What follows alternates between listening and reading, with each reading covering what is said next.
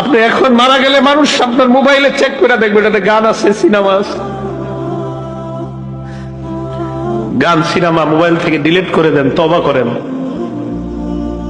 পৃথিবী সাক্ষী হয়ে যাবে যে ছেলেটা মারা গেছে, ওর মোবাইলে তো সিনেমা আছে, ওর মোবাইলে নাটক আছে, মানুষ সাক্ষী হয়ে যাবে আপনার গুনাহের। মোবাইল থেকে আপনি গান ডিলিট করে দেন, নাটক ডিলিট করে দেন।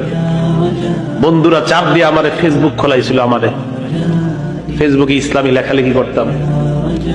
কিছুদিন পর বুঝতে পারলাম এখানে সময় লেখালেখি যদিও আমি করি, মানসিক যুদ্ধে লিপ্ত হইতে হয় ফেসবুকে। মানুষ পক্ষে লেখে, বিপক্ষে লেখে।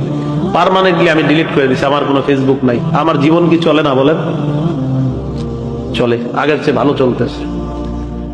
আমি যুবক ভাই যারা আছেন, যাদের মোবাইলে গান আছে, আপনি একবার ভাবেন, আপনি মারা যাওয়ার পর আপনার মোবাইল তো আপনার অন্যরা চেক করবে, যারা আপনার খুব ভালো জানে, চেক করে দেখবে ওখানে গান, সিনেমা, নাটক, এমন অশ্লীল কিছু আছে কল্পনাও করতে পারবে না। ছি ছি, ওর মোবাইলে এগুলো, এটা কল্পনা করতে পারবে না। আবু ওয়াইল মাথাটা নিচের দিকে দিয়ে বলে যে গান অন্তরে মুনাফিকি সৃষ্টি করে, গান নেফাক সৃষ্টি করে।